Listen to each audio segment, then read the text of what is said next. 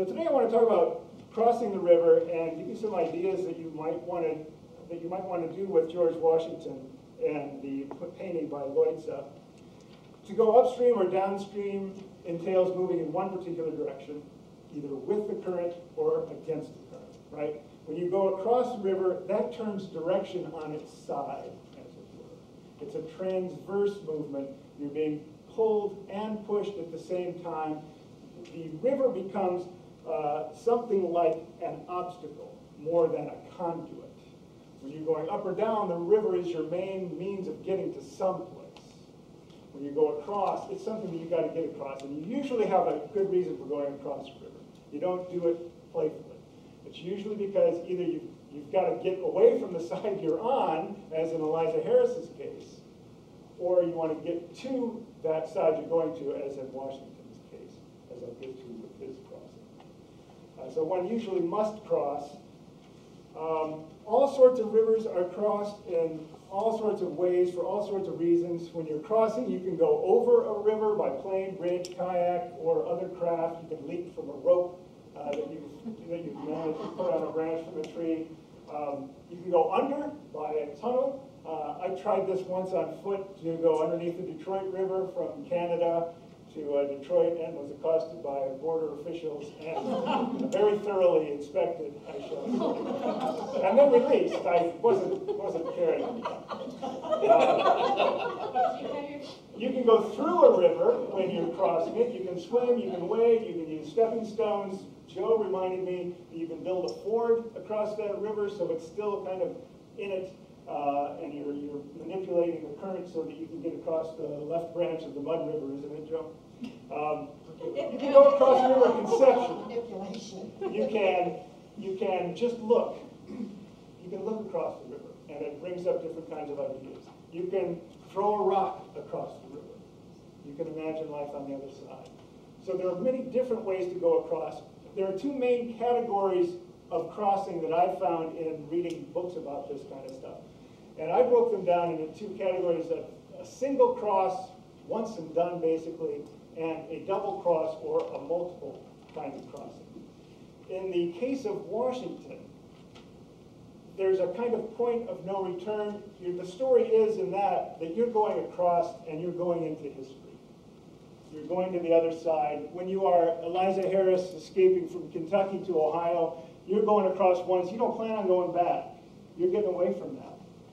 But that has a certain kind of aspect to it then when you only cross that one time. That is then an obstacle that you are definitely trying to get behind you, a point of no return again.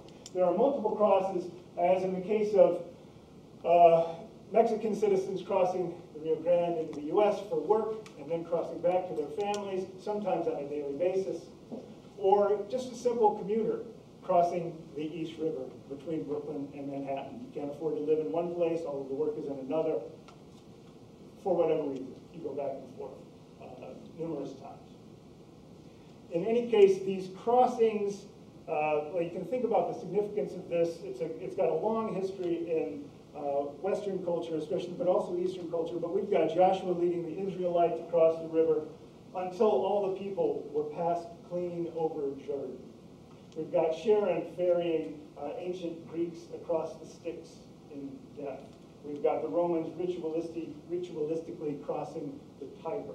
And in all of these crossings, what we have is a transition from one state of being to another. And that's what's really interesting about crossing rivers. You're in one state, and it can be a state of mind or it can be a state, and you go to another, and that's a big difference, or it can be a really big difference. So with Washington crossing the Delaware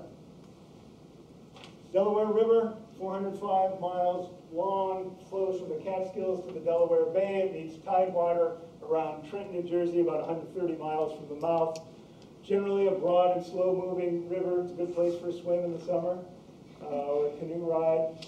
But no river, I think, has so secure a place in our popular imagination of this nation because of its importance in American history, which is seemingly unquestionable. When you look at that painting by Leutze, you know the moment that it's talking about. It's the river that George Washington, General George Washington, His Excellency, crossed in the icy December of 1776. Does anybody know much about the history of that crossing or remember things about the actual crossing?